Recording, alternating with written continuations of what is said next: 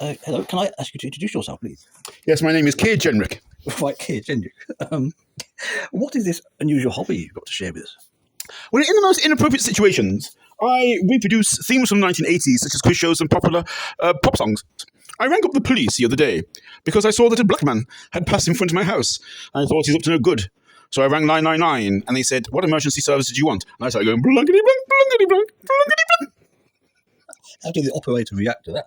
They started to get somewhat irate, and they said, "What emergency service do you want?" And I went, blankety blank, blankety blank, blankety blank, blankety blank. And then the operator said, "Do you realise that we've got your home address?" And I said, "You just want a blankety blank checkbook and pen." It is an addiction. It's more than an addiction. It's an obsession. For instance, I called the fire brigade, and I didn't go into any kind of persona whilst on the phone. I just said, "Oh, there's a fire up my street." And when the fireman got there, I just jumped out and went, fire brigade.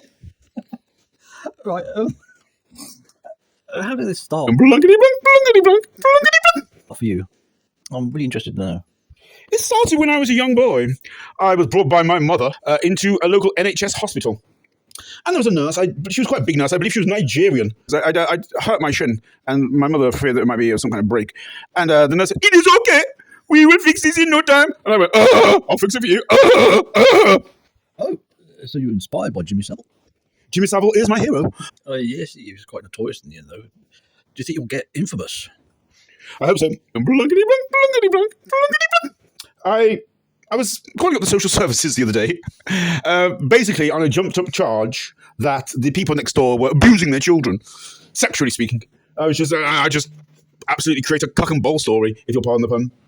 Anyway, the social services turned up that afternoon. It was a black man and a white woman, and they knocked on the door, and the person answered, and I gave a false name, and the social services person said, "Are you Mr. Jones?" And the man looks at me and says, "No, I'm not Mr. Jones." He says, "Well, could I just speak to your wife and children?" He says, "I haven't got any." And I just put my head out the window and went, So, is this going to lead to some family fortunes, do you think? I hope so. I mean, for instance, I pretended to have a child at a school, and I went to the parents' evening. But I went as Bob Cowellgees and Spit the Dog. And when they started talking, when they asked me who my child was, I said, "He's Spit the Dog." They just spat in their face. Oh, I love the 80s. And what was that programme? Bullseye? Oh, Bullseye was always very much one of my favourites. I was at a shooting range when I was in the army.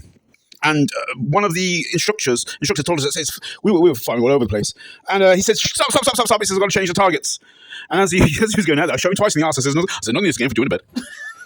Blankety blank, blankety blank, blankety blank. Do other figures from the 80s inspire you, such as Michael Barrymore or Gary Glitter?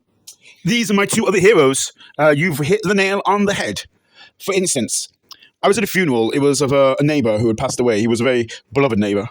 And the people were all processing to the front to pay their last respects. And as I got there, I turned around and went, "He's all right, he's all right, all right, all right, he's all right, all right." Jimmy Savile is my hero. Yes, the Stuart Lubbock incident was another inspiration to me. I went to the swimming pool. I'm very keen on swimming. And I was going into the swimming pool. I go, "All right, all right, all right, all right." And then I just fell in and face planted myself face down. And we go, boop, boop, boop, boop, boop, boop. They fished me out. And they said, "Wait, Pat," I said, "I'm Stuart Lubbock."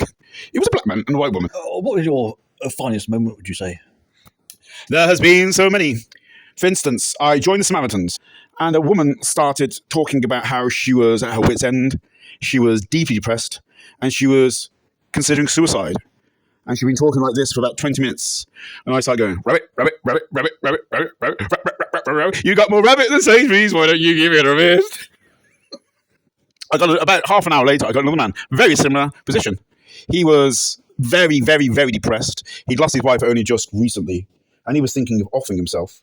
And I just started going, "Shut up on your face. What's the matter, you egg? No respect. What do you think to do? Why you look so sad? He's a nice man. He's a nice man. Shut up on your face." Right-ho is another of my iconic heroes. I was at yet another funeral, unfortunately. I live in a cul-de-sac, and so we have lots of funerals, which I rejoice in.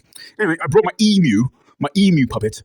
And as the vicar started to talk, I just chased him and grabbed him by the nuts and said, "It's emu, it's emu." He started running around the coffin like he was Michael Parkinson or something. "Well, you'll like this." "Not it! Not it!" "Well, you'll like it." Well, I think that the final thing I've got to say is this. You said it's getting loud. Going, rabbit, rabbit, rabbit, rabbit, rabbit, rabbit, rabbit, rabbit, rabbit.